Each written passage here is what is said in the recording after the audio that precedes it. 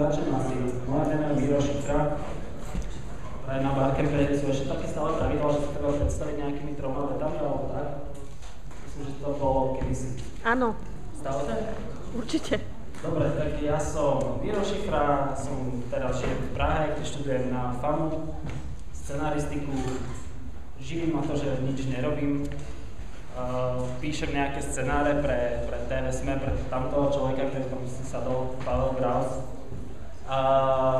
Plus žijem takéto všelijaké veci, že chodím po konferenciách a rozprávam. Dneska ale budem tu rozprávať o také veci, ktorá veľmi na konferencie, také bežné, marketingové a podobné, nie je veľmi vhodná, nie je úplne využiteľná. Skôr budem hovoriť o takým trochu širšom kontexte toho, kde sa dostal teraz príbeh a kam vlastne bude smerovať. Mám na začiatok 2 správy, jedna je tá zlá, že na tú otázku neodpoviem, že ako neviem vlastne ani ako to bude o 20 rokov, neviem ako budeme rozprávať po polúšku. Tá dobrá správa je, že som si uvedomil, že som predsa len medzi geekmi a že toto veľmi nie je geek. Tak som sa rozhodol, že to zmením a ideme hovoriť o Batmanovi. Čiže ako budeme rozprávať Batmana o 20 rokov, skúsme si takú nejakú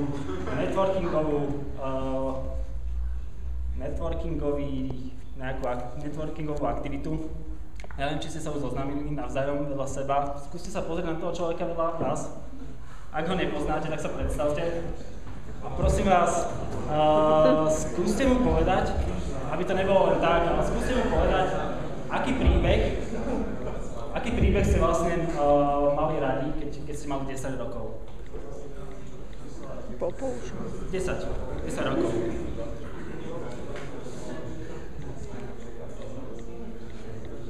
Hovoríte?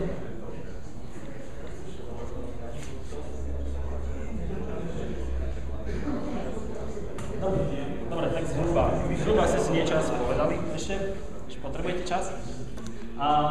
Ja budem sa hrať teraz na takého bežca a skúsim uhádnuť, že čo ste si určite nepovedali. Nepovedali ste si, že ten príbeh, ako ste ten príbeh určite nepríjmali, cez aké médium. Ja si myslím, že nikto z vás nepovedal, že počúval som ho v rádiu. Bolo to, väčšinou ste hovorili si nejaké príbehy, také jednoduché, ktoré bolo, ja neviem, večerničky ale televízne a podobné veci. Keby mňa sa ľudia spýtali, že čo som čítal, keď som mal 10 rokov, alebo ktorý príbeh bol pre mňa najdôležitejší, tak to bol Kačer Donald. Sú tu ešte nejakí ďalší fanúšikovia? Je nás veľa. Sme približne z rovnaké generácie. Každá generácia má nejaké príbehy, ktoré milujem, ale zároveň máme nejaké médium, cez ktoré tie príbehy rozprávame. Pre každú generáciu je špecifické nejaké konkrétne médium, cez ktoré si tieto príbehy rozprávame. Čiže my sme mali Kačera Donalda tak cez komiks. Komiks bol pre nás veľmi dôležitý. A pre môjho otca bolo toto jednoducho. Pre môj otec, keď sa ho spýtam na jeho takýto príbeh, tak mi začne hovoriť o tom, ako v dedinskom kine na Vernári, skadiaľ som, tak mali sme ako prvý v okrese kino a on tam chodil a za korunu na Vinetu a stále dookola to sledoval. Ja myslím, že podobne to by bolo aj pri vašich rodičoch. A čo je možno zaujímavé, že s tými príbehmi sa nám stále máme nejakú spojenú, nejakú silnú emóciu. Tak keď ja som išiel do Prahy, tak som si nezobral vlastne ani žiadne knihy, možno 2-3 so sebou. Všetko buď som niekde rozdal, alebo som nechal doma. A to, čo som si jedine zobral, boli práve tých Kačerov Donaldov. Mám takýto hrubý štos a ten som si zobral so sebou. Ostatné som nechal vlastne všelikde doma. Keď si pamätáte kampaň, ktorú robila teraz ČSOB, dostali klinec za to alebo niečo? Spýtaj sa Zacka. Dobre. Čo bolo ale zaujímavé na tej kampani, boli tie hlasy proti nej. Ozývalo sa veľa ľudí, že zneužívajú večerníček, že teraz súčasné deti už nebudú prijímať, nebudú mať ten rituál toho večerníčka, tej zvučky, že nebudú, keď ju budú počuť, tak sa im bude spájať s reklamou a nie s tým príbehom alebo s tými rozprávkami, ktoré by mali nasledovať. A najzaujímavejšie na tom bolo podľa mňa to, že to sa neozývali ľudia, ja neviem, po 60-ke. Neboli ľudia, ktorí tak bežne sa sťažujú do tých televíznych rád a podobne. A toto bolo všetko 30-tnici, 40-tnici, ktorí mali práve akurát tie deti okolo 10 rokov. Čiže ľudia, ktorí sa bežne nesťažujú, ale s týmto sa im stala veľmi silná emócia z detstva a chceli tú istú emóciu prenechať aj svojim deťom. Myslím si, že keby mi zneužívali takto Kačera Donalda, tak tiež možno by som sa ozval. Čo je veľmi zaujímavé, vlastne aj tie staršie generácie, môžete si všimnúť, ako pnú na svojich nejakých príbehoch a na médiách, cez ktoré boli vlastne rozprávané. Čo je možno aj príbeh, prečo vlastne si rozprávame príbehy? Veľmi zjednodušene, aby sme nemuseli veci zažívať. Aby sme sa naučili to posolstvo, ktoré nám príbeh má dať, tak ak ho počujeme, tak to je vlastne taká najpriateľnejšia forma, ktorú nám tú myšlienku a tú skúsenosť prostredkuje. Je veľmi zaujímavé, že príbehy majú obrovskú silu. Ja neviem, či poznáte, čo je toto za projekt. To sú volajú sa reálni superhrdinovia. Teraz to funguje v desiatkách amerických miest. Sú to ľudia, ktorí reálne sa prezliekajú za superhrdinov, chodia do ulic a bojujú proti kriminalite. Či už niektorí sú vážne takto, že bez zbraní, bez všetkého, niektorí sú taký ten štýl, že len stoja pred školami s terčikmi a strážia deti, aby sa domov dostali bezpečne. Niektorí sú skutočne akoby potieraní nejaké drobnej kriminality a občianske hliadky. Ale čo je zaujímavé, že oni prebrali vlastne symboliku z príbehov. A takéto vlastne veci sa stávajú stále dookola. Napríklad počas vietnamskej vojny sa rozšíril syndrom, volá sa John Wayne syndrom. Čiže Američania, keď bol veľmi rozšírený medzi americkými vojakmi, teda oni vyskakovali z helikoptéry a kričali ako kouboji a mali koubojské klobúky a podobne. Čiže oni sa vžili vlastne do Johna Wayna, do vtedajších veľmi populárnych westernov a s týmito vlastne tvárili sa, že sú sami vo westerne a s týmto bojovali. Podobne to vlastne funguje v ďalších vojnách. V Čečensku by ste našli Rambo napríklad. Vo východnom bloku je veľmi populárny Rambo. A tam sú vyslovene, ak vidíte také agentúrne správy a máte odfotených bojovníkov, tak napríklad čečenských, tak tí sú vyslovene, sa štilizujú do tých pozícií Ramba. A aj miestni ich nazývajú Rambovia, pretože to nie sú ani tí, ktorí reálne bojujú, ale to sú len tí, ktorí sú tam pre zahraničné štáby, pre zahraničných novinárov, ktorí sa ukazujú kilometre od reálneho boja. Podobne napríklad, neviem, v Kosove, viete, ako vznikol tá vojna v Kosove? Je tam človek, ktorého meno ja si nespomínam. Bol to taký pán po 60-ke, ktorý miloval miestneho zbojníka obdobu Jánošika. Tam boli veľmi v 70. 60. rokoch populárne filmy s ním. On sa štilizoval do jeho formy. Teda prebral si to národovectvo z neho a podobné veci. Keď potom prišiel srbskí vojaci, prišli ho zatknúť kvôli tomu, lebo on bol aj taký veľmi slušný kriminálnik a všeličo pašoval a podobne, tak on sa so celou svojou obrovskou rodinou kosovskou zatvoril v baráku, čo ten barák bol niekoľko generácií, tam bolo možno 50 ľudí a prišli Srbi, niekoľko dní ich obliehali a až to skončilo tým, že vyvraždili nejakých 20 ľudí z nich. Jednoducho, on padol v boji, deti tam nejaké padli a podobne.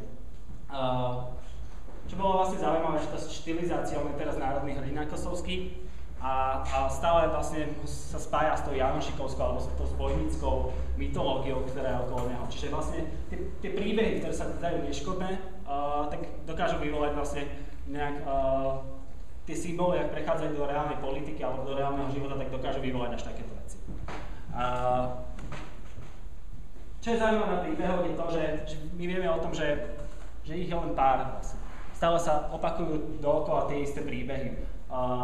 Keď by ste išli na, zase som zabudol meno, Moskovská filmová škola a chceli by ste tam študovať scenaristiku, tak vám povedia, že dáme vám titul hneď aj v prvý rok, ale nájdete 37 príbeh.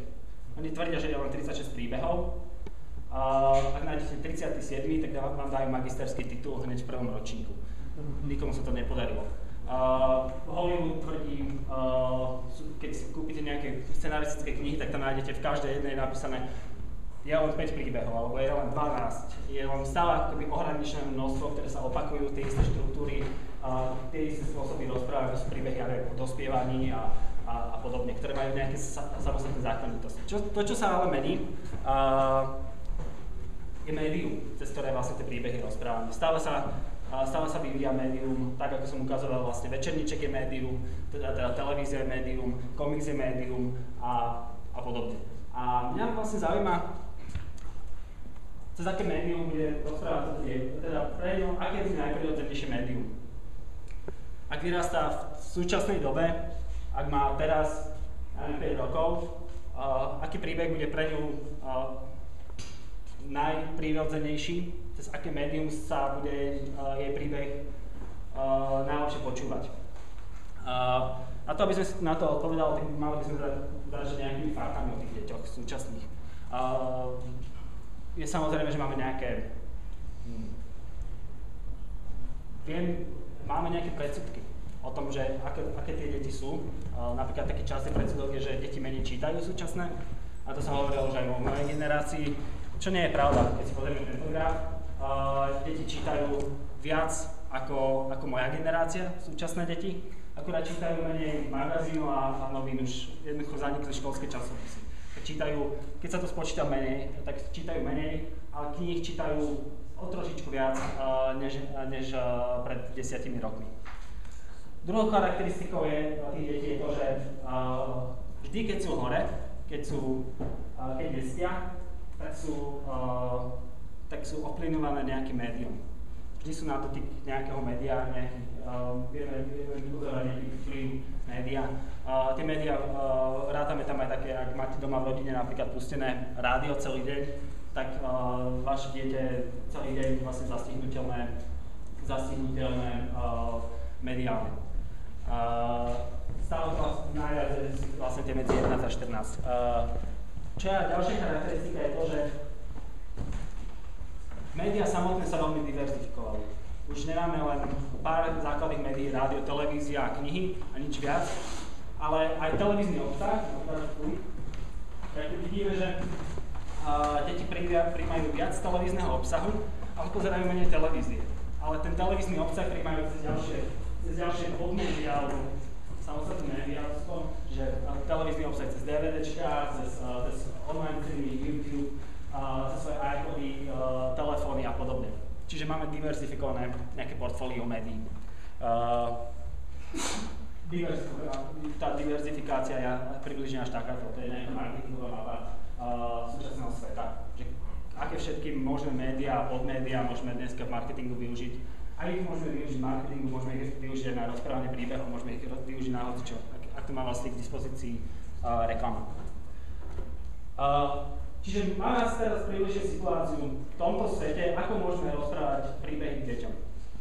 Ten prvý základný spôsob, ako rozprávať, je ten klasický, na ktorý sme vlastne zvyknutí naša generácia. Je to, že zoberieme nejaké jedno médium a to cez neho rozprávame príbeh. Čiže ideme do kina na film alebo čítame knihu, je to uzavretý príbeh, prečítate si knihu, máte celý príbeh a tam to skončí. To je jedna možnosť, ale keď sa pozeráte na to, ostatné bublinky asi je škoda. Ja som vám zobral pár bubliniek, ale je škoda ich nevyužiť. Ak máme tieto všetky možnosti, preto prišiel druhý spôsob, akým vlastne to môžeme využívať, ktorý je celkom starý, a to znamená, že zoberieme všetky viac médií a robíme nejakú mediálnu franchízu, teda film. Film je adaptácia knihy, po filme urobíme komiks a podobne. Problém toto je akorát to, že všade rozprávame ten istý. Problém je taká slepá ulička, pretože všade rozprávame ten istý príbeh, len iným médium. Čiže keď si prečítate knihu, tak film je presne o tom istom a komiks je presne o tom istom. A to vás baví možno ako veľkého fanúšika, ale tak celkovo jednoducho masy s tým neoslovíte a je problém vlastne rozprávať týmto duplikujeme obsah, čo je podľa mňa veľmi zbytočné a namáhavé a nič to veľké neprináša. Tento človek, Henry Jenkins, ktorého blog si môžete čítať na tej adrese, bol profesorom na MIT a on začal skúmať japonskú fanúšikovskú kultúru a konvergenciu medzi médiami, teda ako navzájom sa médiá vplyvňujú. A on prišiel, nevymyslel, ale prišiel vlastne s definíciou transmediálneho príbehu. Transmediálny príbeh, podľa jeho definície, takejto, je transmediálny narratívny projekt pozostáva z troch alebo viacerých rozprávackých línií, ktoré existujú v rámci jedného fikčného sveta. To by ešte platilo aj pre tie mediálne franchise, čiže to znamená, že rozprávate ten príbeh a idete cez film, cez komiks, cez všetky rôzne médiá. A čo ale teda zaujímavé, čo oddeluje transmédiu od všetkého ostatného, je to, že jednotlivé narratívne linky nie sú rovnaké. Nepoužívajú materiál z inej platformy a dokážu stať aj o samote. Ak sme si to nakreslili, tak to vyzerá takto. Každé to jedno médium má nejaký vlastný odtieň. V každom jednom médiu rozprávam iný príbeh, ktorý spája nejaký vnútorný fikčný svet. Príklad, Pán prsteňov, kniha je z pohľadu, hobitov, ale film bude z pohľadu elfov. A tým pádom vlastne mám dva rôzne príbehy, ktoré sa vlastne len doplňajú, vytvárajú jeden fikčný svet, ale neduplikujú svoj vlastný obsah. A tam vlastne je veľmi zaujímavé, že je naviazať tým pádom rôznych fanúšikov tých filmov, alebo tých príbehov. Čiže ja tam môžem naviazať niekoho, komu stačí len komiks, prečíta si komiks, nepotrebuje viac ako komiks, ale potom, ak ho zaujíma ten svet, ak ho osloví ten svet, tak si pozrie film a nemá pocit toho istého zážitku. Tak ako sa stáva, keď si prečítam nejakú adaptáciu a potom knihu a potom adaptáciu filmov si pozriem. Tak to sa vám väčšinou stáva. Pri transmedii sa vám to nestáva, pretože každý jeden ten príbeh je výnimočný a spája len nejaký komplexný svet. Čo je ďalšou zaujímavosťou je to, toto je Jeff Gomez, ktorý prišiel vlastne s titulom transmediálny producent. Hollywood už dnes uznáva človeka, ktorý vlastne sa stará o to, že prídete za ním s filmom a on vám povie, dobre, tak urobíme prvé toto, urobíme hru, takúto adaptáciu, nie aby sme úplne skopírovali ten film, ale pôjdeme nejakým iným spôsobom na to. Jeff Gomez hovorí, že transmedia dáva príbehom uši. To je veľmi jednoduchá, vyplýva to vlastne z podstaty tých médií, cez ktoré rozprávame. Doteraz, na predchádzajúce generácie mali všetko pasívne médiá, teda všetky film, komiksy, knihy a podobne. To sú médiá, ktoré vy prijímate informácie, prijímate príbeh, ale sami ich neovplyvňujete. Pritom médiá ako sociálne siete alebo hry alebo web sú postavené na participácii, teda sa vyžaduje od vás nejaké zapojenie. Toto je čo vlastne my do príbehu, do toho klasického, napríklad do Pána prsteňov, zrazu vieme zapojiť to divácké linky príbehové. Teda niekto domyslí, že ešte tam bola ďalšia rasa a budeme rozprávať o nej. Ale využije vlastne všetko to, čo ja som vytvoril, celý ten môj príbeh predchádzajúci, ktorý ja som vytvoril, tak on využije pre svoje účely. Ešte ak by sme si to skomplikovali, tak to vyzerá takto, ten dizajn toho transmediálneho príbehu. Už tu skutočne treba hovoriť o nejakom dizajne, už to nie je o scenaristike alebo niečo podobného, je to skôr bližšie k web dizajnu alebo dizajnu všeobecne. Čiže máte vlastne, každý ten príbeh sú rôzne veľkosti tých príbehov, alebo rôzne, dokážu viazať rôzne veľa ľudí a majú iné funkcie v tom samotnom príbehu. Čiže kým je film, o filme sa najčastejšie sa stane, že to je ten full experience. To je vlastne ten zážitok, ktorý tým producentom prináša najviac peňazí. To je v Harry Potterovi, to sú knihy, ale zároveň narovnako už teraz s filmom. A v Pánovi prsteňovi to je film Pán prsteňov. Väčšinou pôsobí ako nejaký hub, niekde, kde sa tie príbehy spoločne prelínajú, niekde, kde máme centrum toho všetkého, kde sa môžete vidieť, od ktorého miesta, od ktorého sa môžete odpichnúť. Tu z toho hry, kde väčšinou tie funkcie sú nejaký roleplay, na sociálnych sieťach samozrejme participácia, komiksy sú väčšinou nejaké štilizované adaptácie, pri mobiloch, ale aj pri webe sa často pracuje s ARGčkami, to je Alternative Reality Game, to znamená hry, ktoré sa tvária, že to je skutočnosť. V skutočnosti vlastne nie je to len hra, ale len sa to tak tvári, ešte si ukážeme neskôr príklady. Čo to ako keby znamená? Ako takýto transmediálny príbeh, keď si sa povieme bez týchto nejakých okienok, ako to bude reálne vyzerať, toto berte troška ako vtip, ale ako by sme porozprávali 3 prasiatka v tej transmedii. Jednak máte nejakú hlavnú story, ktorá je o tom, že vlk príde za 3 prasiatkami a postupne ničí domčeky, ale zároveň, keďže máme všetky tie ostatné možnosti, tak prečo neurobiť aj niečo, že pohľad vlka? A rozšíriť vlastne ten pohľad, tú rozprávku o pohľad samotného vlka. Čiže môžeme vytvoriť aj sieť pre fanúšikov vlka, pre tých, ktorí chcú byť na strane zla. Môžeme cez Twitter urobiť nejaký dialog navzájom medzi užívateľmi a samotným príbehom. Prečo jednom prasiatka môže učiť deti, ako variť na svojom blogu. To je ako keby zase rozšírenie toho príbehu, ale stále to dáva tú základnú myšlienku boj dobrá a zlá a ako to zlo nakoniec prehrá a prelostí ho nejaký rozum. Čiže ďalšie možnosti YouTube samozrejme môžeme urobiť ešte potom po 10 rokoch, ako sa to vyvíjalo ako deprimované maličké prasiatko, ktorého rodičia boli zapojení v tomto prvom príbehu, tak môžeme mať videoblogy na YouTube o tom, aké to je strašne vyrastať bez otca a podobne. Samozrejme, keď urobíme takýto, to je najväčšia výhoda transmedii, to, že ak urobíme takýto dizajn, tak každý má vlastne svoj vlastný zážitok. Nie je jeden, keď idete na film, tak celé kino, keď ide von, sa môže rozprávať, pretože každý jeden vlastne má približne tú istú predstavu o tom príbehu. Každý ho síce vidí nejako inak, ale dali sme ho cez jedno médium a tie isté informácie majú všetci. Keď urobíte takýto dizajn, tak nikto nemá všetky informácie a každý má nejakú vlastnú cestičku. Niekto si začne Matrix, napríklad súčasné deti už nepoznajú Matrix, prvý film, vlastne prvý film nie je pre nich podstatný, alebo nie je to ten začiatok, ale ľudia môžu prísť cez Animatrix, čo prišlo o pár rokov po Matrixe, alebo cez komiks sa môže dostať k tomu filmu. Čiže každý jeden má iný zážitok, a zároveň inak je zaangažovaný do toho samotného filmu, alebo do toho príbehu.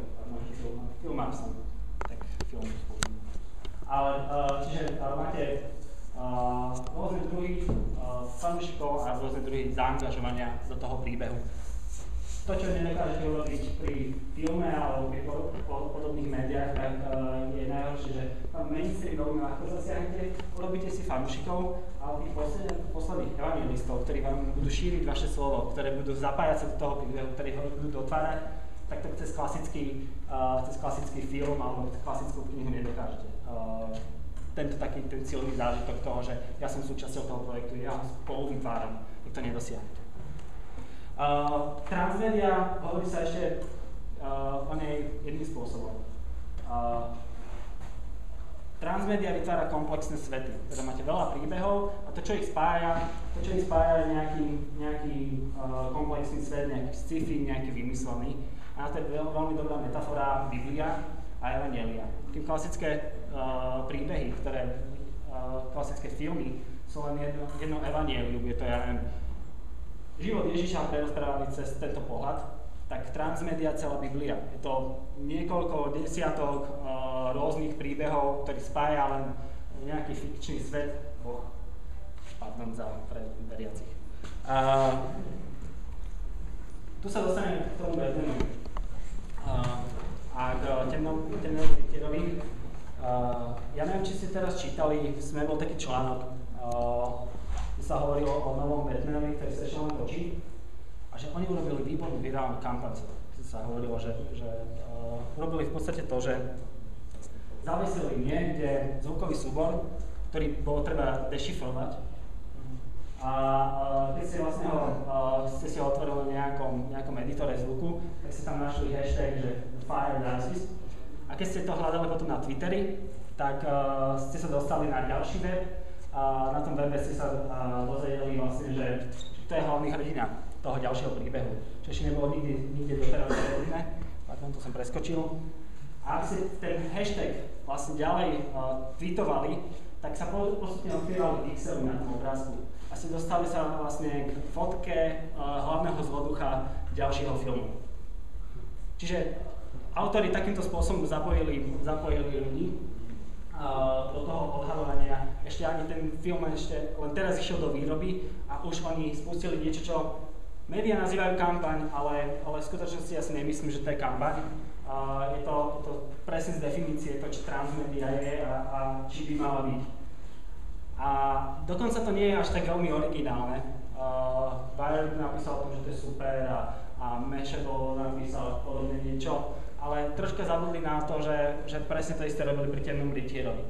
Absolútne takú istú stratégiu, čiže teraz môžeme tak predstaviť, že čo z toho ďalej bude, z tohto nového Batmana, pretože pri tom Temnom rytierovi potrebovali prepojiť príbehy Batman Begin, neviem, jak sa volá ten predchádzajúci, takto.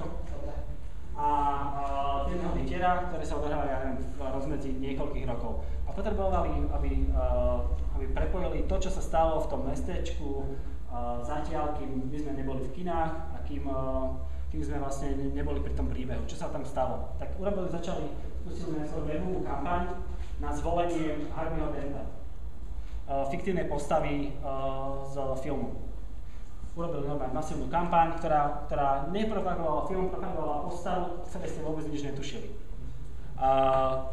Potom v jednom comic shope nechali kartičky Jokerové. Na ktorom bola adresa, ale napísané 20 kartičiek alebo nejaké takto. V jednom obchode, kde si v Amerike, to nechali. Ale tam vedeli, že tam chodia tí najvernejší fanúšikovia kupovať si nových Batmanov, komiksy. A títo ľudia našli kartičku, išli na web a urobili objav, že je antikampaň proti Harvey Dentovi, ktorý robí Joker. Cez to vlastne takýmto spôsobom začali to nejak navalovať ďalej. Presne ten istý princíp využili s obrázkom. Prvé odhalenie, že Heath Ledger bude tento Joker, tak prišiel presne tým istým spôsobom, ako ste videli cez ten Twitter, cez tie hashtagy. Tak takýmto spôsobom sa odhalovali aj vlastne jednotlivé pixely na tomto obrázku. Čiže ak ste posielali, tam boli maily využité, že ak ste poslali mail, že odhalí pixel 500x153, tak ten pixel sa odhalil a postupne takto ľudia odhalili, že kto je vlastne hlavná postava ďalšieho Batmana. Pokračovalo to ďalej. Na Comic Salone rozhodili jednotlivé peniaze, kde bol prerobený na ten Jokerov štýl. Ten zase viedol na ďalšiu stránku a na ďalšiu stránku. Najvernejším fanúšikom dokonca posielali torty. Vytipovali tých najvernejších, ktorí sa najviac zapájali, poslali im tortu, v ktorom bol zapečený telefón. A ten vám začal zvoniť. A vy ho zdvihnete a tam sa vám ozve zase nejaká ďalšia postava, ktorá vás pohodí na ďalší web a podobne. Vytvorili novinový web vlastne pre miestne noviny. Dokopy vytvorili viac ako 30 webov, ktoré vlastne boli nemocnica mala, Gotham City mala nemocnica svoj web, policajná stanica, úrady všetky a podobne. Jednoducho vytvorili kompletne, ako keby to mesto reálne existovalo, tak vytvorili celú jeho webovú prezentáciu. Čo z toho? Deň premiéry už mali 50 miliónov výsledkov na Google. Čo je povedané najzaujímavšie číslo je, že v deň vydania bolo viac ako 100 000 blogov napísaných o tom filme. Čo je každý 90. blog, ktorý bol v tom dni napísaný, bol o Temnom rytierovi. Mali 4 milióny prezretí niektoré videá, ale trailer mal len 105 000. Jednoducho to, čo taká tá klasická kampaň, že vypustíme trailer a podobne, to vôbec nefungovalo. To, čo oni urobili, bol vlastne komplexný príbeh a na ten príbeh naviazali obrovské 100 000 ľudí. Ešte v čase, keď ľudia ani netušili, čo za príbeh to je, prečo by ich mal zaujímať. Možno otázka je to, že nie je to marketing? Ja si myslím, že to nie je marketing. Marketing primárne mojou úlohou ako marketera by malo byť zvýšiť povedomie o nejakom zážitku, o nejakom produkte, tu konkrétne o filme. To by malo vlastne všetká moja snaha by mala smerovať týmto smerom. Oni urobili niečo iné. Oni urobili to, že ponúkli ľuďom samotný zážitok, samotný marketing, alebo to, čo by sme mohli nazvať marketingové spôsoby, dali ľuďom samostatný zážitok. Vy ste nemuseli reálne ísť na film, by ste mali ten príbeh, alebo tú podstatu toho príbehu ste už mohli získať z tých novinových článkov a podobne zo všetkého ostatného. Samozrejme, týmto dokázali naviazať nielen ako keby, keď sme si ukázali tú líniu, nielen nejaký mainstream, nielen nejakých fanúšikov, ale hlavne tých evangelistov, ktorí chodili a šírili slovo o Batmanu, tých 100 000 blogov. Ďalší príklady. Artificial Intelligence, čo je Spielberg 2001. Oni urobili výbornú, jednu z prvých, alebo tak najčastejšie citovanú RPGčko, Alternative Reality Game. Teda, že vy máte pátrať po nejakom príbehu, máte pátrať prostriedkami, ktoré využívate v bežnom živote. Tuto nebude vidno, ale na hľada, to, čo robili, bolo to, že na hľada dali meno Jeanine Sala, alebo nejak tak sa volala tá žena. Medzi režiséra, producentov, kameramanov a podobné mená, napríklad dali jej meno a napísali k tomu menu psychologička cítiacich strojov. Čo je zjavne ako bola funkcia v takomto filme, čo to ten človek robí. Veľa ľudí si to všimlo a začali pátrať, kto to je. V pátraní sa dostali na záznamník tej ženy, ktorá cez vlastne jej pracovisko, kde pracuje. Tam ste jej mohli zavolať, dozval som na dovolenke a podobne. Dostali ste sa k ďalšiemu príbehu o tom, že nejaký cítiaci stroj, čo je vlastne príbeh o cítiacich strojoch alebo o strojoch, ktoré začali cítiť a mať emócie, tak dostali ste sa vlastne k nejakému ďalšiemu inému príbehu, ktorý sa odohráva 10 rokov po tom filme. Vy ešte pred filmom ste mohli pátrať po príbehu, ktorý sa odohráva až po filme.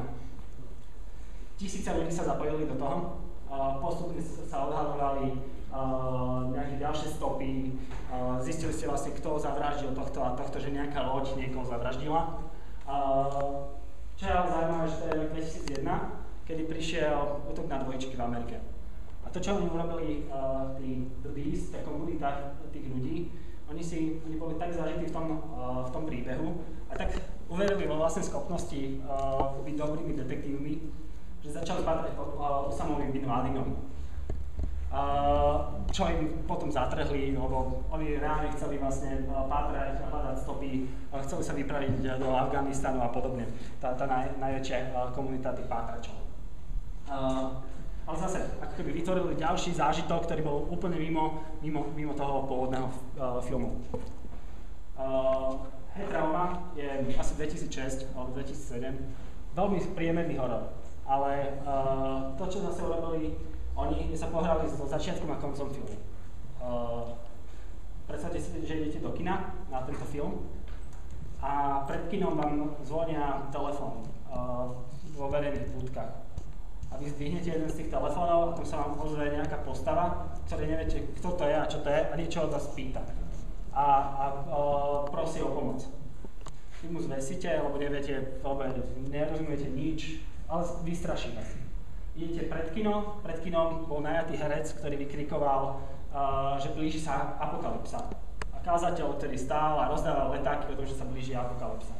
Pôjdete do kin, popýtali vás, aby ste poslali SMS-ku na nejaké konkrétne číslo. Tým pádom mali vaše číslo na váš telefón. Prišli ste domov, zistili ste, že na tom letáčiku, ktorý rozdával ten chlapík pred kinom, bola adresa, na ktorej keď ste išli, tak bola hra. A zase alternatívna realita a podobne. V rámci tej hry neviem, aký takým spôsobom spárovali telefón spolu s tým, že ste vlastne vy pripojení na tom webe. Každopádne zavolala vám tá postava, prednahraté nejaké zvučky tam boli a to sa tam začala naháňať strach, začala sa vás pýtať na osobné veci, že vás tak zmagorila, že v istom momente sa vás pýtala, čo najhoršie ste urobili vy v živote. A keď ste to povedali do telefónu, keď ste povedali hocičo, tak oni to zaciklili a pustili vám to z reproduktorov počítača. Čiže vo vašej miestnosti sa ozýval váš hlas, ako sa priznávate k svojej najväčšej traume alebo vine vo svojom živote. Teraz to chcete rýchlo vypnúť, bol tam krížik alebo to fiktívny, jednoducho len nejaký flash prehodený, idete to vypnúť, kliknete na to a hlas v telefóne sa ozve, myslíte, že to takto ľahko skončí. A ešte potom, týždeň potom vám pošlú sem tam výhražnú SMS-ku. 2012. Oni robili veľmi škaredú vec.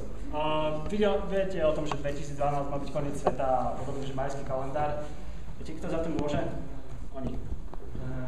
To je kompletne vymyslená kampaň pred filmom 2012.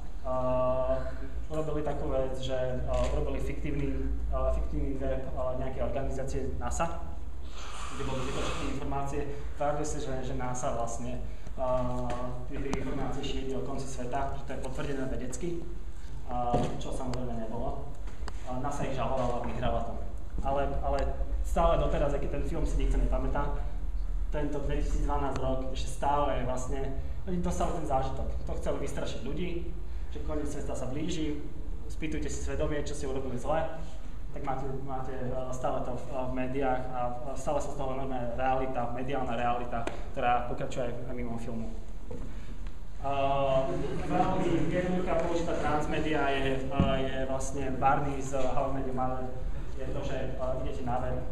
Keď použije napríklad trailer, urobil v jednej diele spamätať, ako urobil trailer na seba, aby životopis, ako video životopis, to ste samozrejme našli na webe, ten životopis. Ten grow code, teda taká príručka správneho parťáka baličený, tak je vo forme blogu a potom to vydali ako knihu.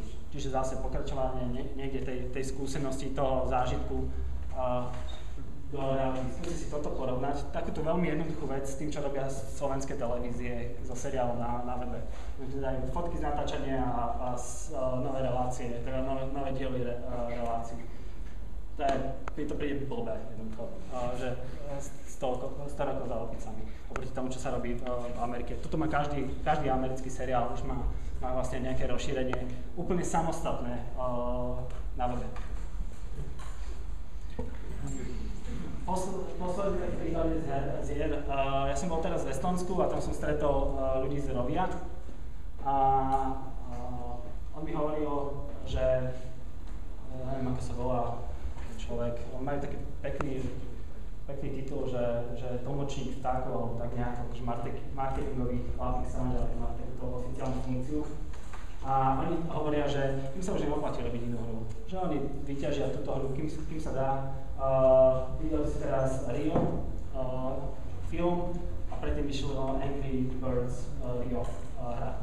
Teda spojili vlastne film hrou, úplne dva rozdielne vlastne príbehy, ale vlastne spojené nejakým veľkým svetom.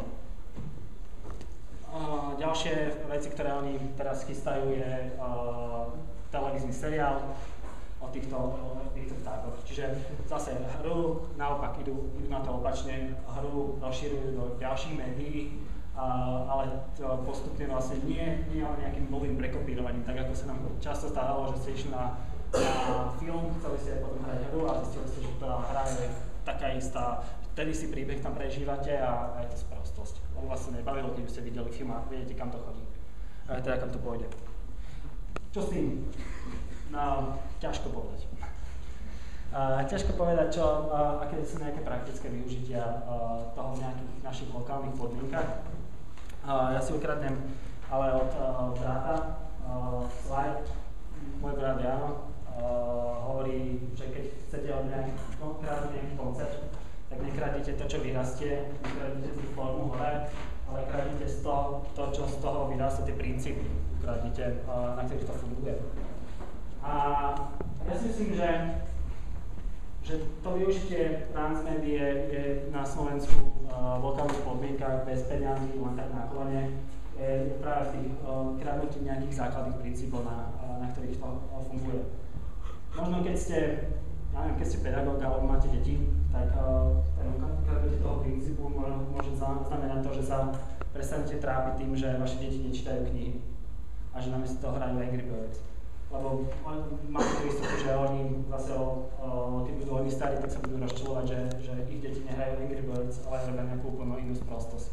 Jednoducho, to médium sa stále mení, ten príbeh ale zostáva. Nebojte sa, že ich nepríjmajú teraz cez knihy, príjmajú ich cez nejaké iné médium. Tá potreba príjmať príbehy tam stále je v deťoch a nech sú kdekoľvek. To je úplne základná potreba. Keď ste marketéri, tam tiež ako keby skôr sa zamerať, podľa mňa sa spýtať, že či náhodou nerobím kópie z tých zážitkov, ktoré ponúkam pre ľudí, že keď robím kampaň, či printová kampaň a televízna kampaň a kampaň na webe, či nie sú len úplne cez kopírku urobené, ale či vlastne ponúkajú samostatné zážitky. Či vytvára nejaký komplexný svet, nejakú komplexnú hodnotu a vďaka tomu môžem vlastne získať práve tých najvernejších fanúšikov. To platí možno aj pre takú jednoduchú vec, ak robíte na webe, máte blog a tomu využívate nejaké sociálne médiá, Facebook a podobne, tak nekopírujte ten istý obsah na obidvoch médiách, to sa neoplatí. Na blogu a na sociálnych sieťach treba komunikovať iným spôsobom a rozšírovať vlastne tú skúsenosť, nie ju duplikovať. Potom ešte skôr otázka je, že na mňa, že ako to ja využívam.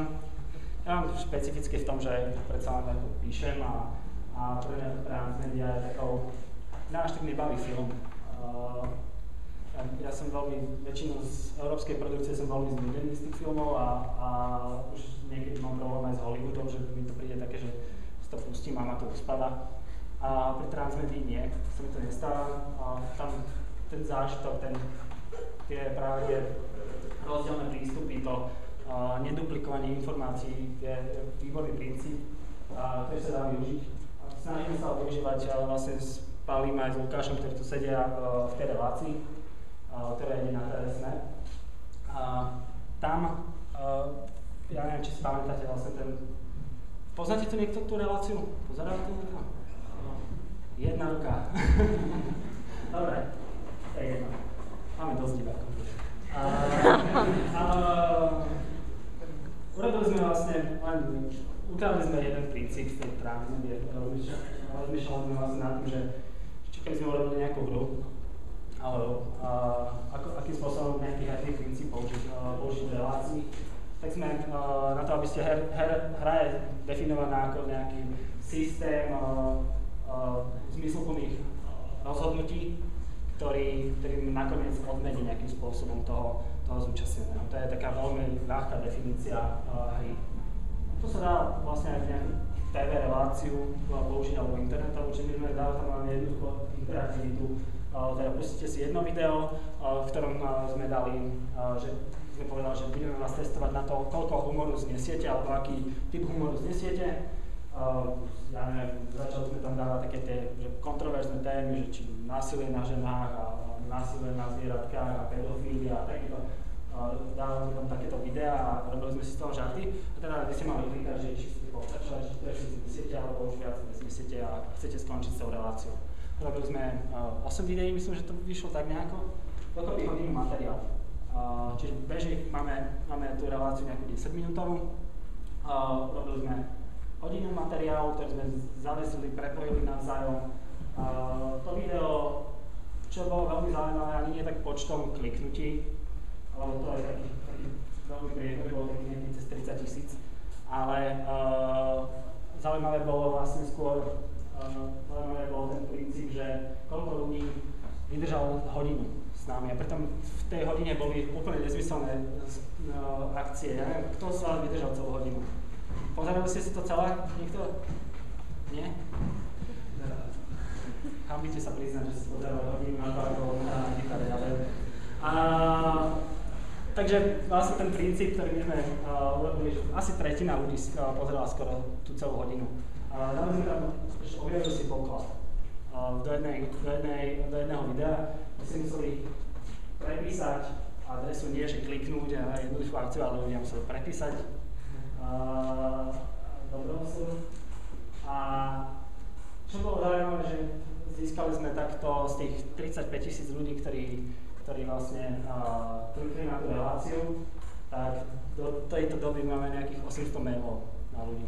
Cez to, že 800 ľudí dostalo sa na to mieste, kde je napísané, našli ste poklad, prepísalo tú adresu a nechalo nám mail s tým, že sa nejakým spôsobom ozveme. Ozvali sme sa první, ktorí sme stihli, vlastne nejakých 300 ľudí vtedy. Neviem, ak ste niektorí neskôr ste napísali adresu, tak ešte sa ozveme raz. A my sme napísali, že síce si nevyhral to, slúbili sme okuliare, že dáme tomu, kto sa tam prvý a prameň hlasov. Vyhral sa.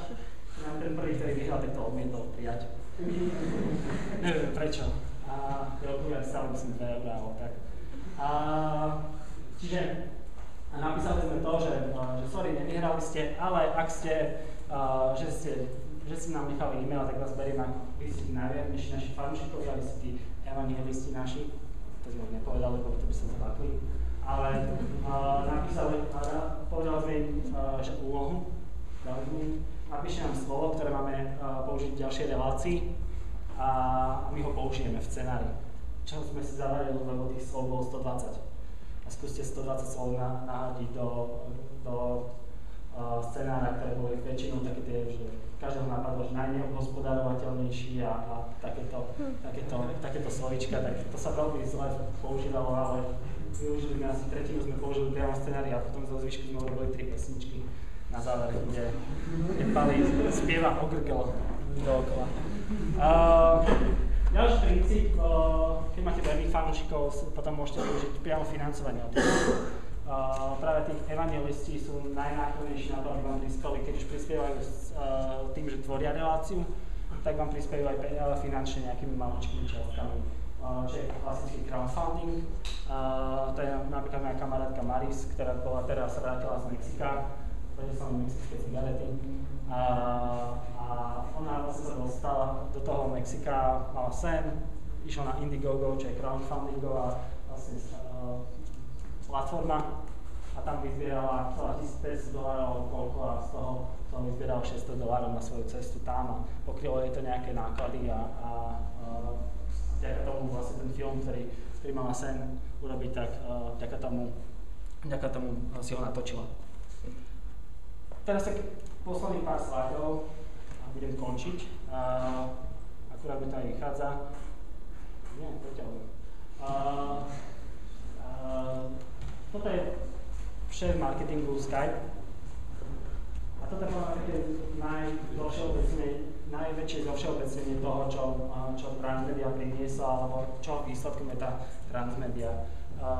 To médium je vždy nejakým odrazom tej doby, ktorej sme. A podľa šéfa marketingu v Skype, tak každá doba má nejakú podnikateľskú výhodu, ktorá rozdeľuje tých, ktorí sú podnikateľi úspešní a neúspešní. V 19. storočí to napríklad bola využitie pary, alebo obchod s Indiou. Tí, ktorí obchodovali s Indiou, boli automaticky úspešní, ktorí tam neboli, tak padli. Dokonca tí, ktorí, tá veľká organizácia, ktorá obchodovala s Indiou, zabudol som meno, ale mali napríklad postavenú vlastnú armádu a boli vlastne štát v štáte, tak obrovský boli vďaka tomu, že boli prví v tej najväčšej výhode tej doby. A šéf marketingu Skype hovorí, že dnes je to komunikácia s užívateľom, že kto nekomunikuje s užívateľom, kto sa s ním nerozpráva, tak automaticky prehráva na tom trhu. To je možno také všeobecnejšie zhrnutie toho, čo nám z tých médií našich nových vyplýva. A posledná, mám takú zásadu, že keď nemáte čo nakoniec povedať, tak citujte. Tak som... Treba si uvedomiť, že tí ľudia, ktorí... Aké je to z pohľadu tých autorov, ktorí musia prepisovať, vlastne máte 36 príbehov stále dookola. Tie si sa vám opakujú. ako teraz máte nájsť tam nový objav. Alebo akým spôsobom vlastne máte rozšíriť ten príbeh, posunúť ho niekde inde, kde ešte nebol. Tak Proust hovoril, že to, čo by sme mali robiť, nie rozširovať tie príbehy, alebo nielen tie objavy by nemali byť v rozširovaní, hľadaní nových nejakých objavov, ale používaní nejakých nových očí. Alebo pozeranie sa na tie isté veci novými očami. Transmédia nepriniesla nič veľké, nič prekvapujúce. Všetko princípy, ktoré už boli použité kedysi, ja neviem, niektoré princípy alternatívnych hier, a teda alternatívnej reality, použil napríklad vo Vojne svetov už Orwell v 30. ktorom roku, keď vyvolal masovú hystériu a ľudia si reálne mysleli, že prišli ufoni vďaka rozhlasovej hre. A že tieto princípy, ako fungujú, to, čo urobila transmédia, je to, že to zhrnula dokopy a vytvorila tak nový pohľad na tie klasické médiá, na ten klasický príbeh. Tak dúfam, že táto prednáška vám tiež priniesla nejaké také nové oči. A čítajte môj blog.